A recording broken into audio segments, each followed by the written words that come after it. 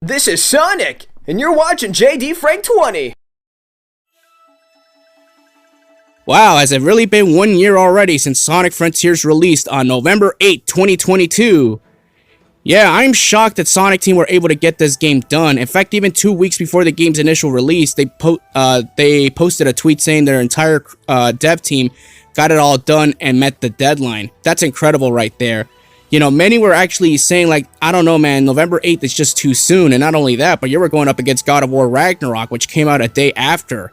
So you're up against stiff competition. And yes, Frontiers was Sega's and Sonic Team's redemption after Sonic Forces having to be mediocre. And after 5 years of build, it was finally worth it. And I'm glad that Sonic Team finally moved on from Pontac and Graph after Sonic Forces' terrible failure. So now Mori Kishimoto had Sonic Team review all of their failures and criticisms with Forces and past Sonic games alike. One of the major problems they addressed in Sonic Frontiers is they needed their characters to grow, basically, which explains why they abolished their ages a few years ago. Pontac and Graph, those two, they never belonged with Sonic Team. I'm sorry, but those two, I mean, they're good storytellers, don't get me wrong, but not for this franchise. They were just basically mailing it in. They hardly had any character development. And another thing too, the Chaos Emeralds were not even mentioned once during Colors, Generations, Lost World, or Forces. Oh yeah, Super Sonic was there. He was an unlockable, he was there, but he was never a primary focus. Where Sonic Frontiers takes that to a whole nother level, where the Chaos Emeralds and past references are brought back. Again, Update 3, I love the fact that Amy Rose, Knuckles, Tails were all playable, and they served a purpose in the story, you know, which is fantastic here and there. I just wish, you know, they would have done a lot more with them. Again, it's a shame that they're all crammed into Orono's Island. They don't have access to other parts of the island. It's a damn shame, too. That was a missed opportunity, but their gameplay sets, it works, at least for Amy. Again, she needed more hammer abilities. Tails, they made him too overpowered, but in a good way. That's cool. It's a shame he can't homing attack, but then again, when you have abilities like that, it's just a minor nitpick here and there. And for Knuckles, of course, the gliding, of course, it's just as bad as Sonic 06, basically. It's something you have to get used to. When he starts gliding, he starts to descend too frequently, unless you get some upgrades here and there. How about Sage? You know, her inclusion of the story. A lot of us honestly thought that Sage was the main antagonist of the story.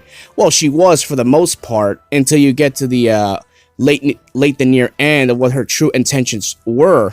And if you play Final Horizons and get the good ending, basically, you realize, oh, okay, everything feels great now.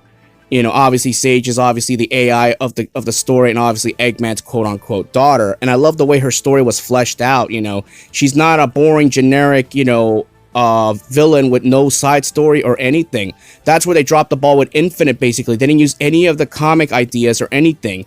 They just basically shoehorned him into the story, and he just felt bland. He was wasted potential. That's what Infinite was. And when Sage debuted, many honestly thought that she had a resemblance towards Infinite. You know, they share characteristics and similarities, but no, Sage's backstory and everything just works. You know, and she's a fan favorite, and she's a welcome addition to the Sega family. That's one thing I love that they got done right. Unfortunately for Sonic Frontiers, I have to call them out about Final Horizons.